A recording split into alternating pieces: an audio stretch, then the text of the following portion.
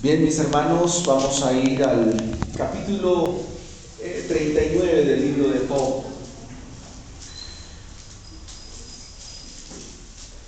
Y quiero retomar desde el versículo 39 hasta el versículo 4, desde el versículo 39 del capítulo 38 al versículo 4 del capítulo 39. Dice así la palabra del Señor: ¿Cazarás tú la presa para el león?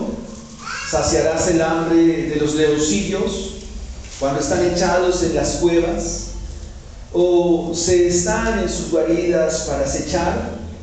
¿Quién prepara al cuervo su alimento cuando sus polluelos claman a Dios y andan errantes por falta de comida? ¿Sabes tú el tiempo en que paren las cabras monteses? ¿O miraste tú las ciervas cuando están pariendo?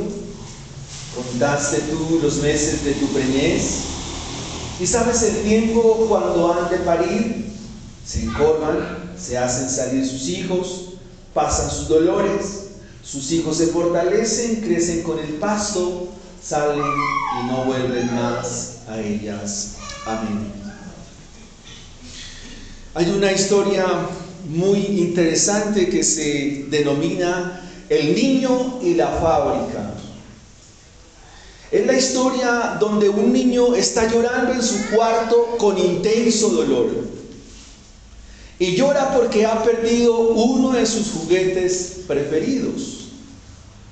Perdió un carro de control remoto que su padre le había regalado en una Navidad. El niño en su llanto lo que más pedía una y otra vez era que su juguete favorito fuera hallado.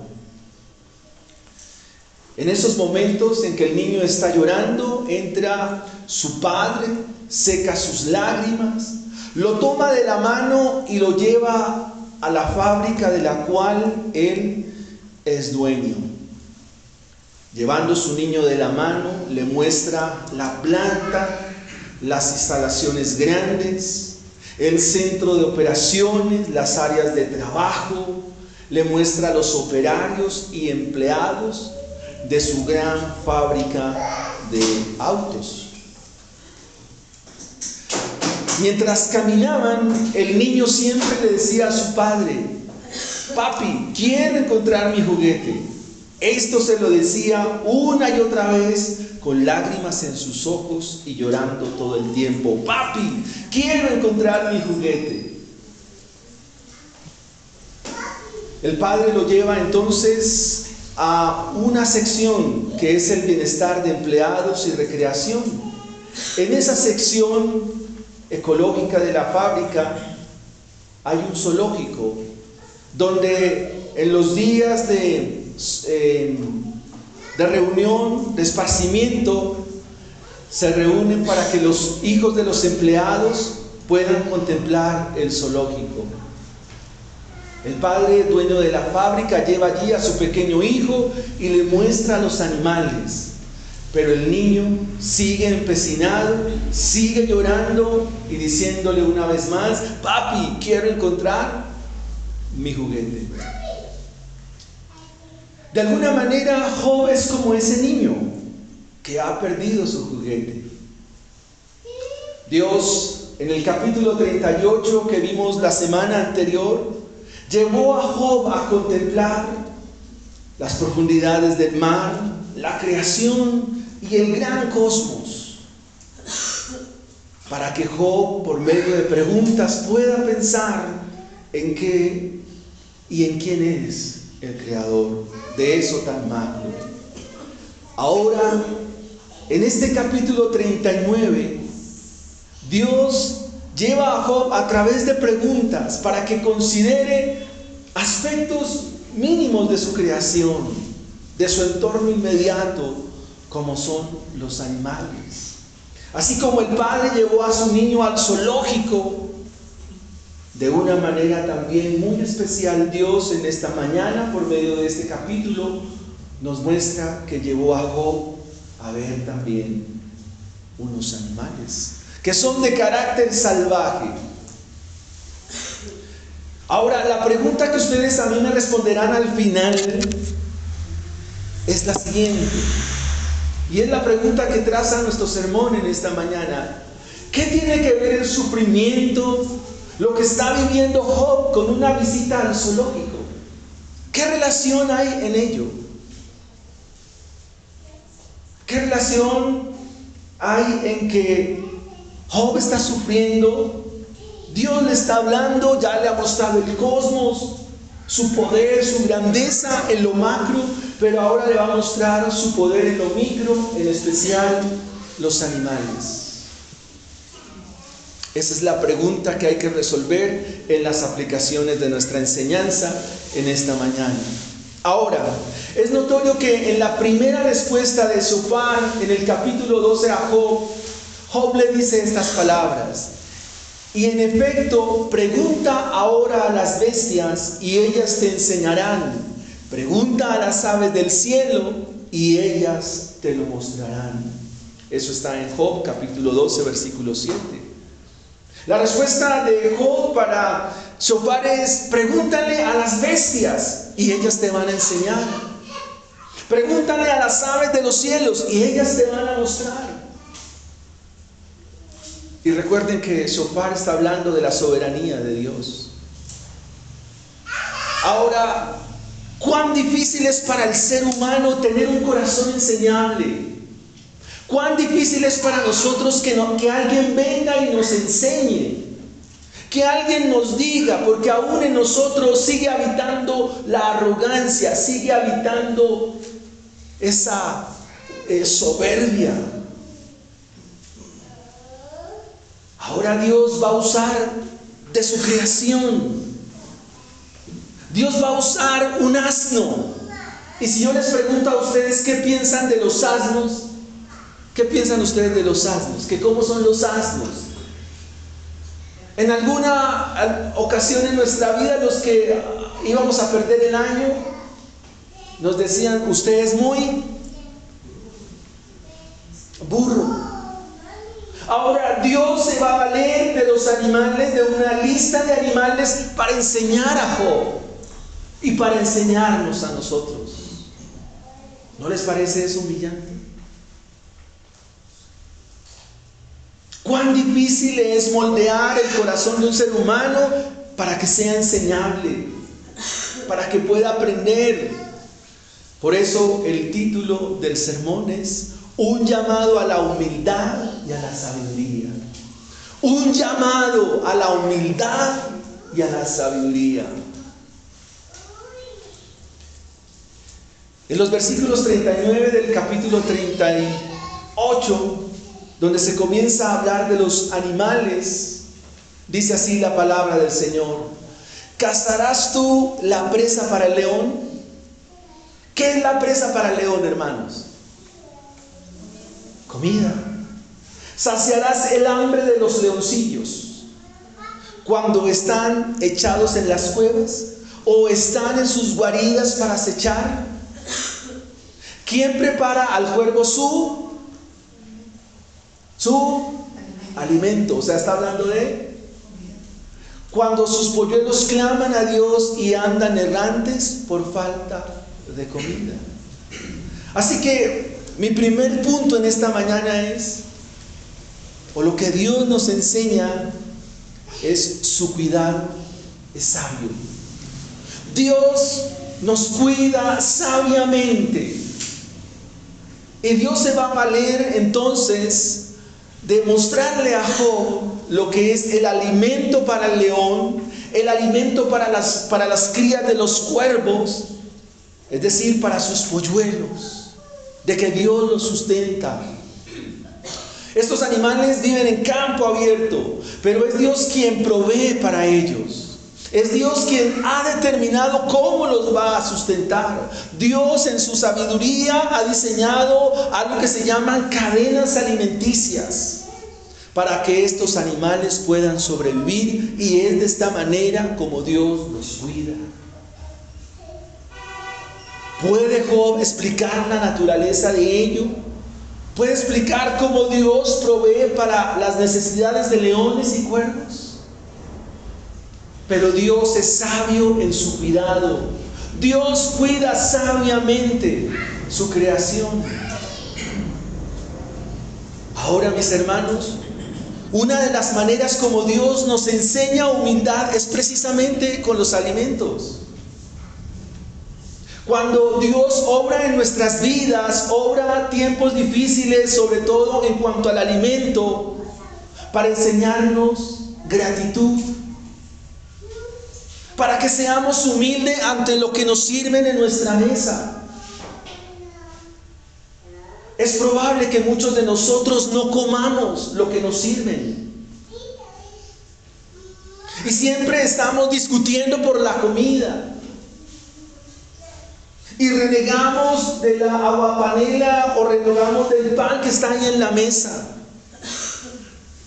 Pero Dios, por medio de ello, quiere enseñarnos humildad, que Él es sabio en su enseñanza, sabio en su cuidado. Y que debemos ser agradecidos con su provisión. Ahora Dios le enseña dentro de ese cuidado en el capítulo ya 39, versículos del 1 al 4, y hace unas preguntas una vez más a Job. Dice: ¿sabes tú el tiempo en que paren las cabras monteses? ¿Sabes tú el tiempo? Luego dice: ¿o miraste tú las ciervas cuando están pariendo? ¿Contaste tú los meses de su preñez? ¿Sabes el tiempo cuando han de parir? Sus hijos se fortalecen, crecen con el pasto, salen y no vuelven a ellas.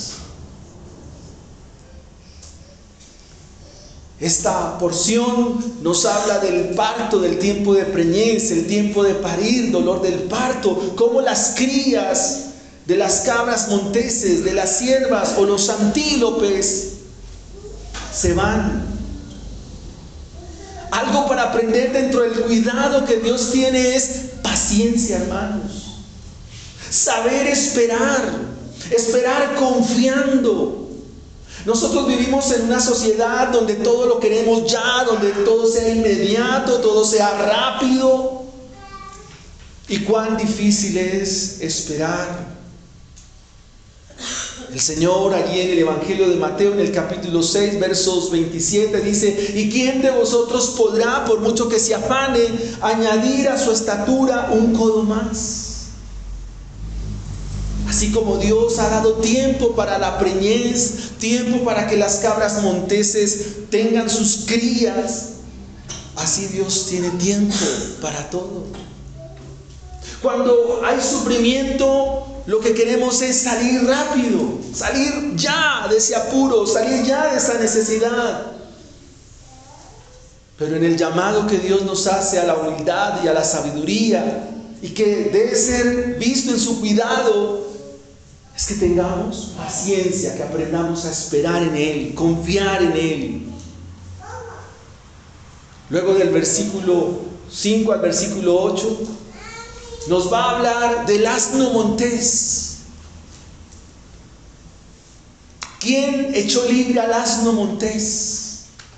¿Y quién soltó sus ataduras? Al cual yo puse casa en la soledad y sus moradas en lugares estériles.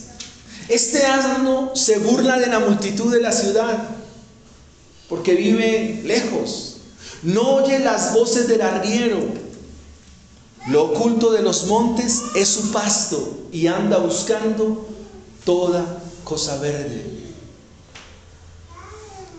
En el cuidado que Dios tiene de su creación, en su cuidado sabio, nos muestra ahora un animal silvestre, un animal libre, en comparación con el asno doméstico que depende de su amo. El asno montés anda libre dependiendo de Dios. Busca pastos para sus sustentos. Este asno montés es algo más grande que el asno doméstico. Pero Dios enseña que dentro de su cuidado, dentro de su sustento, hay que aprender a descansar. Yo debo tener descanso y debo tener en cuenta que las angustias están al control de Dios.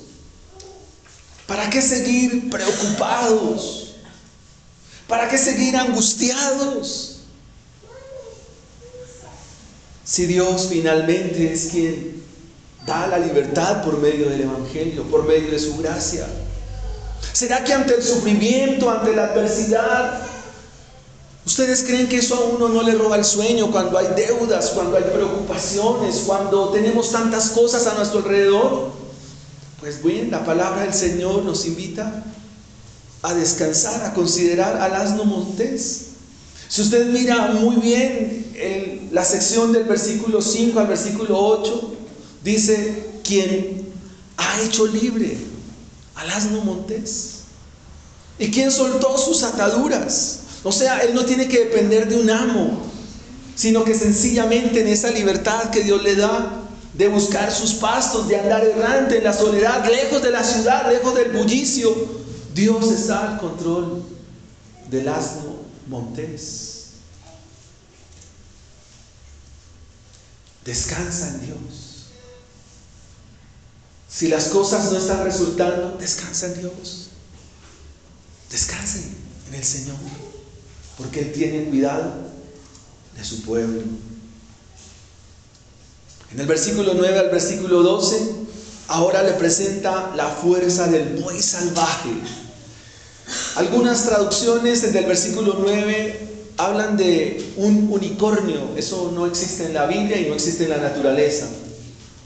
Aquí se habla de un uro, es un toro, un bisonte, un animal grande. Y dice en el versículo 9: ¿querrá el búfalo servirte a ti o quedar en tu pesebre? ¿Atarás tú al búfalo con coyunda para el surco?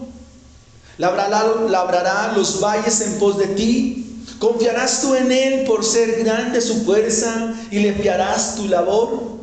¿Fiarás de él para que recoja tu semilla y la junte en tu era? Recuerden que el buey domesticado, lo que se llama el búfalo, ¿para qué lo usaban? Para arar, ¿cierto? El buey que araba, ¿verdad? Pero este buey es un buey salvaje, es un búfalo. No se puede domesticar. En el norte de Arabia, donde queda probablemente la tierra de había toros salvajes, una especie de bisonte, un animal poderoso de cuernos grandes. Ahora, el texto nos contrasta irónicamente la imposibilidad del hombre con su sabiduría y habilidad de domarlo para llevarlo al servicio doméstico, para llevarlo a las labores domésticas. Así que en cuanto a Dios, había creado animales que parecían ser similares en la realidad, pero muy diferentes en la naturaleza. Entonces la pregunta para Job es esta: ¿con tu sabiduría puedes hacer de estos animales, volverlos hacia lo doméstico? ¿O vamos a entender que el cuidado sabio de Dios depende exclusivamente de Él? El cuidado sabio de Dios depende exclusivamente de Él. Y nosotros erramos cuando queremos ayudarle a Dios, echarle la mano a Dios. Job está escuchando las preguntas de Dios acerca de los animales. Y le ha hablado del cuervo, del león, de la cabra montés, del búfalo. Que Dios a ellos los cuida sabiamente. Entonces, ¿por qué no descansar en el cuidado sabio de Dios? Si Dios es sabio, ¿por qué entonces no descansar en su sabiduría, en lo que Él nos dice en su palabra? Y esto nos lleva a nuestro segundo punto. Del versículo 13 al versículo 17 se nos muestra una amalgama extraña. Yo aquí le puse belleza y estupidez. Dice los versículos 13 al 18 específicamente: ¿diste tú hermosas alas al pavo real? Algunos acá traducen esta expresión como haciendo una comparación entre las plumas del avestruz y un animal que chillaba, algo así como una cigüeña, el aleteo del avestruz que no le sirve para volar. Versículo 14, el cual desampara en la tierra sus huevos. Preste la atención al avestruz.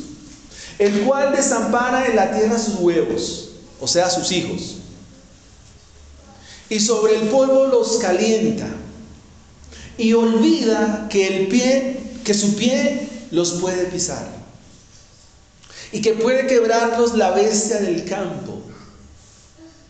Se endurece para con sus hijos como si no fuesen suyos, no temiendo que su trabajo haya sido en vano, porque Dios le privó de sabiduría y no le dio inteligencia. Ahora que se hace una comparación con el caballo, que es el próximo animal, dice: luego que se levanta en alto, se burla del caballo y de su jinete. ¿Por qué se burla? Porque el avestruz es un ave veloz, incluso puede llegar a superar a los mismos caballos.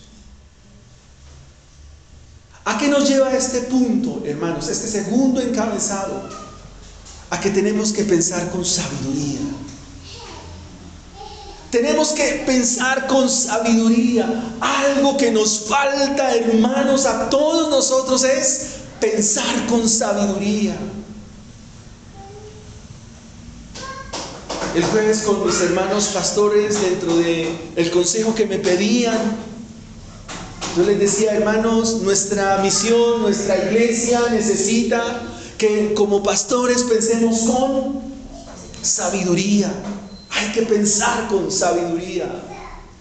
Aquí se nos presenta el pavo real y es una perícopa, algo no fácil de interpretar. Pero la Reina Valera nos da una buena traducción. Y es mirar que la belleza del pavo real que se nos menciona en la Escritura deja ver eso, belleza. Pero se contrasta con la estupidez. Ustedes pudieran decir que es ser estúpido. Significa ser carente de entendimiento, carente de inteligencia.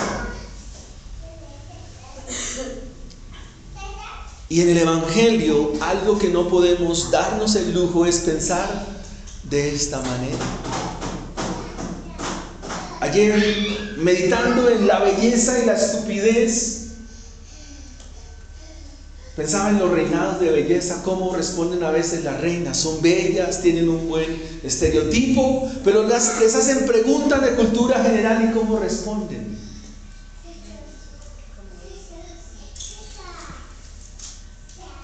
Ciertamente el avestruz es una criatura extraña. Tiene el aspecto de un buen tamaño, pero ¿cómo son sus alas? ¿Cómo son las alas del avestruz? Son corticas. Tiene más alas una gallina.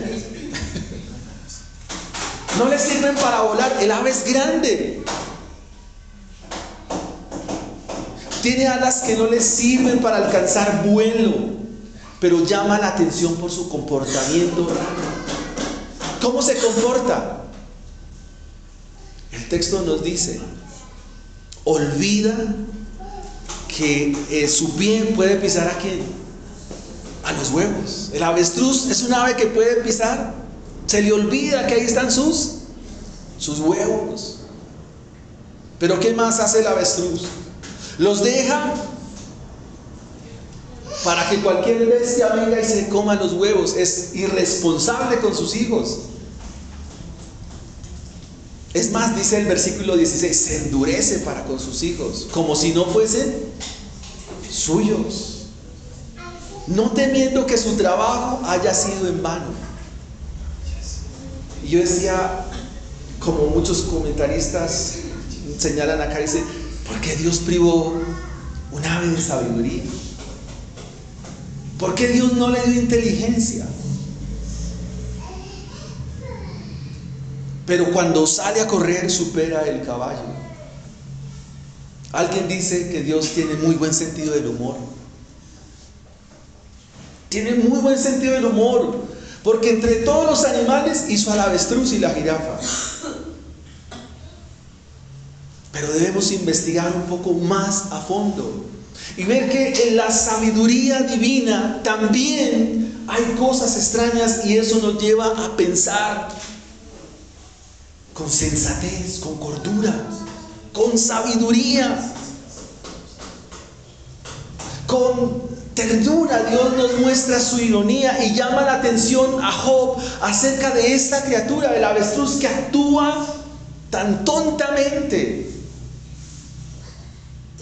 Y que eso lleva a pensar a Job, ¿cómo Dios puede haber creado un animal así? Y eso nos lleva a pensar sabiamente. Y pudiéramos añadirnos al pensamiento de Job, si así lo quisiéramos, y pudiéramos decirle: Dios, esta ave como que no tiene sentido. Que tú hayas hecho un ave tan tonta, tan estúpida, de actuar así. Dios, no hay sentido. Como también pudiéramos llegar a pensar que el sufrimiento no tiene sentido. Pero el sufrimiento sí tiene sentido, hermanos. Si como creyentes pensamos que lo que vivimos no tiene sentido, entonces nos asemejamos, nos parecemos al avestruz. Y quisiera que usted listara o hiciera una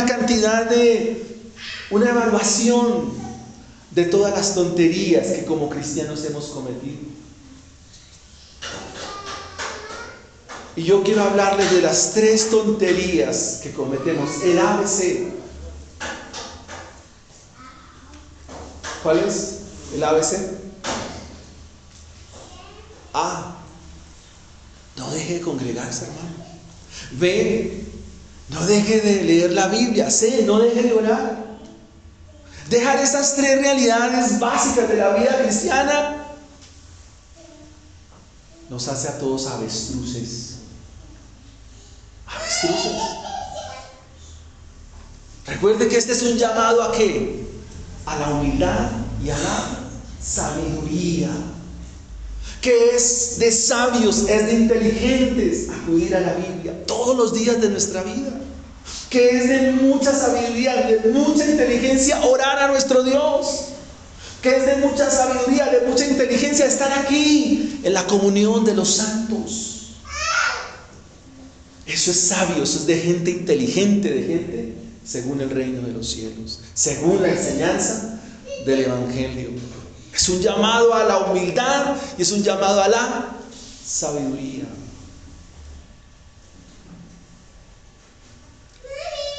Desde el versículo 19 al versículo 30 se nos van a mostrar 3 animales. Se nos va a mostrar el caballo. Dice unos cómicos en televisión, es mucho caballo, ¿no? El caballo, el águila y el halcón. Y este tercer encabezado nos va a hablar del señorío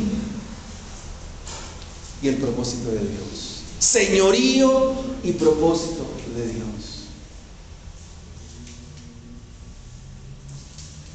En contraste con el avestruz fugaz e indeciso, el caballo es fuerte, es valiente.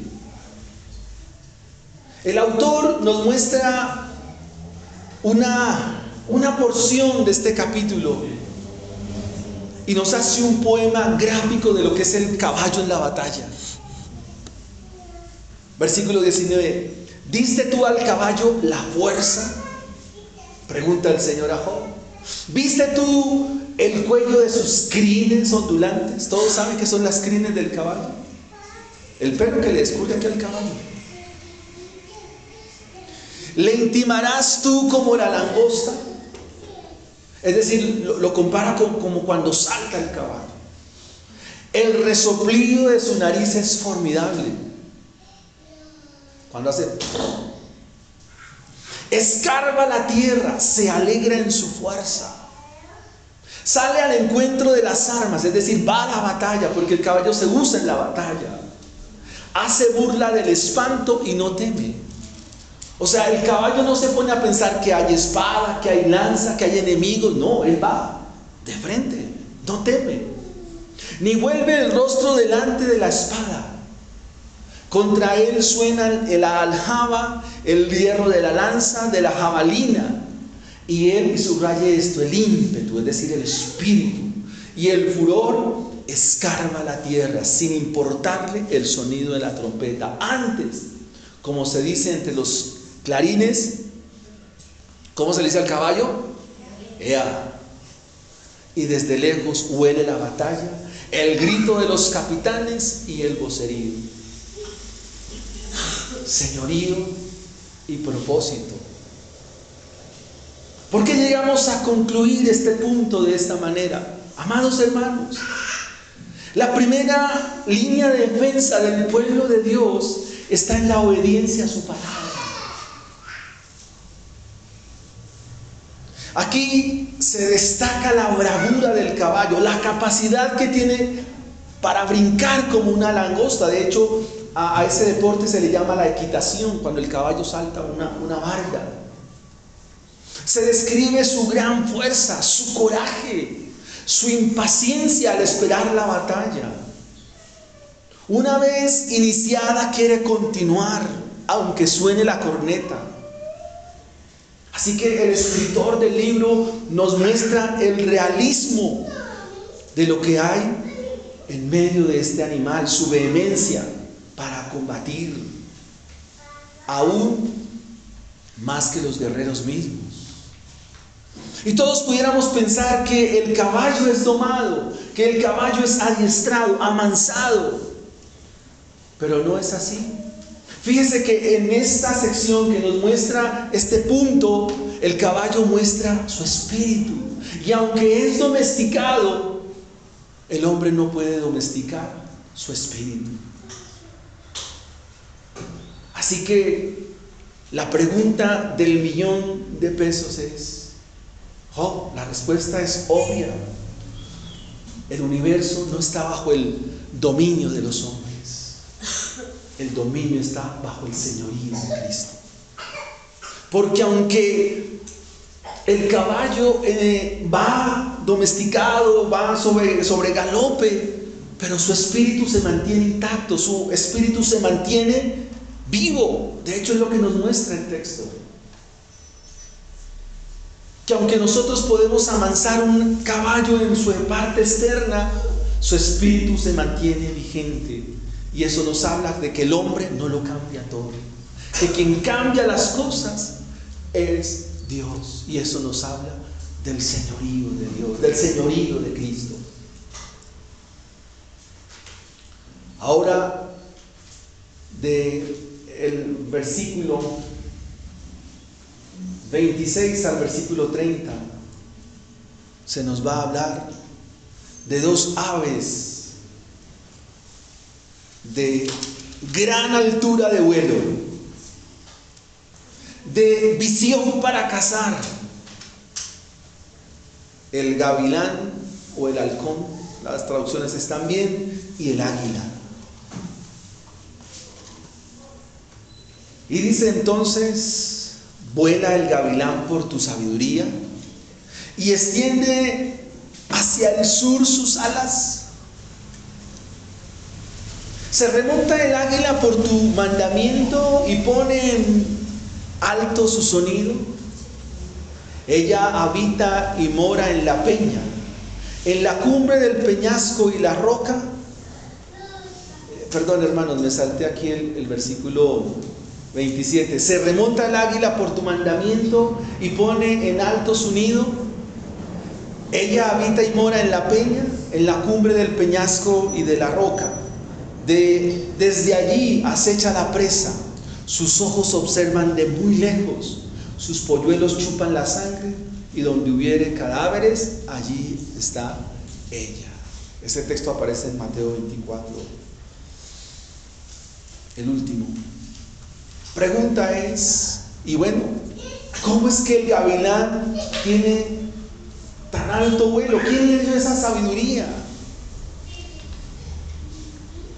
Y dice, y extiende sus alas, extiende hacia el sur sus alas, es decir, la capacidad de migrar, porque el halcón o el gavilán son aves a veces migratorias en ciertas partes del mundo. Pero ahora se nos habla del águila, que pone sus huevos en la peña, pero los dos animales tienen una visión extraordinaria, porque ven a 4 kilómetros de distancia su presa.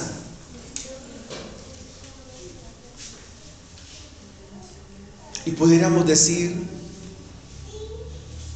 ¿por qué se nos habla aquí de propósito? Por una cosa, mis hermanos, por una razón.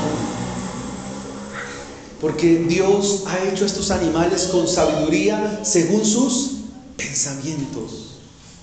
Y el profeta Isaías nos dice acá en el capítulo 55, porque mis pensamientos no son tus pensamientos, ni mis caminos son tus caminos. Hace 15 días les hice una pregunta y ahí me tienen con la respuesta. Y es, ¿para qué están ustedes? ¿A qué Dios los ha llamado? ¿Cuál es el propósito de sus vidas? ¿Para qué estás en esta tierra? Y quisiera entonces terminar con algunas aplicaciones. Hermanos, Dios ha usado los animales para enseñarnos, para hacernos un llamado ¿a qué? A la humildad y a la sabiduría. Dios se vale de la pedagogía natural, de la pedagogía salvaje. Eso me hace acordar de un programa que se llamaba Naturalia. Un llamado a la humildad. ¿Pero qué es lo contrario a la humildad? ¿La qué? La arrogancia. ¿Y qué es lo contrario a la sabiduría? La necedad. ¿Y a través de quién hemos sido enseñados? A que Dios tiene un cuidado sabio de nosotros, a que debemos pensar con la sabiduría de Dios, y a que Dios tiene señorío y propósito sobre nosotros. ¿A través de qué nos ha sido enseñado? De animales salvajes, entre ellos leones, aves, asnos, cabras, bisontes, avestruces, halcones, caballos, águilas. A través de estas características, Dios nos enseña humildad y moldea que nuestro corazón debe ser enseñable, hermanos. Enseñable. La humildad es una virtud del Evangelio. La humildad nos libra del orgullo. Y la humildad nos enseña quiénes somos nosotros y quién es Dios. La humildad nos dice cuán necesitados estamos de un Salvador, porque vemos nuestra condición terrible.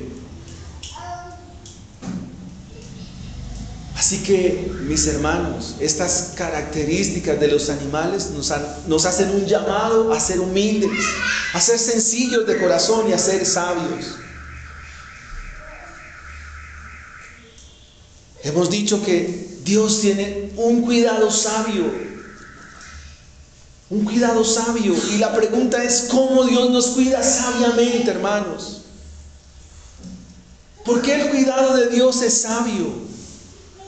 Y la respuesta es porque la provisión de Dios con la cual Él nos cuida es a través de su Hijo Jesucristo. Porque Él es el creador de todas las cosas. Del Evangelio, de su palabra. Cristo es la sabiduría de Dios. En Él es que somos cuidados. Porque en Él se esconden todos los tesoros de la sabiduría. Y si Dios nos ha hecho un llamado a ser sabios, entonces hay que acudir al más sabio de los sabios, y es Jesucristo. Debo pensar con sabiduría, hermanos. Piensa con sabiduría, con la cordura que da la Biblia, con la cordura que da el Evangelio. Déjate de tonterías, deja de cometer estupideces, deja de cometer fallas. Y pide a Dios que te dé sabiduría para tomar decisiones, a pensar con mucha sensatez, que lo que hagas con tus manos no lo borres con tus pies. Los cristianos deben destacarse porque son gente sabia para el consejo, para la enseñanza, porque son de corazón enseñable. Pero no podemos darnos el lujo de actuar de manera incipiente, de manera arbitraria. Y hemos visto también el señorío y el propósito de Dios. El señorío de Cristo es una verdad fundamental del Evangelio. Así como lo es su resurrección, así como lo es su muerte, así como lo es su segunda venida, el señorío de Cristo es una verdad básica, fundamental del Evangelio. Y quisiera que tú te plantearas esta pregunta en esta mañana. ¿Qué es lo que tienes de Cristo en tu mente? ¿Cuál es el Dios que has formado en tu cabeza? Es probable que muchos veamos a Dios como un benefactor y la iglesia como una casa de beneficencia. Pero ese es un evangelio barato. Porque cuando hablamos del señorío de Cristo, estamos hablando de algo que va más allá, que va más allá de lo que podemos pensar. Pensar en Dios como benefactor y la iglesia como casa de beneficencia es una idea loca, equívoca. Algo así como si le dijeran: mira Dios, yo te estoy siguiendo, bendíceme. Señor, yo he multiplicado la oración, actúa.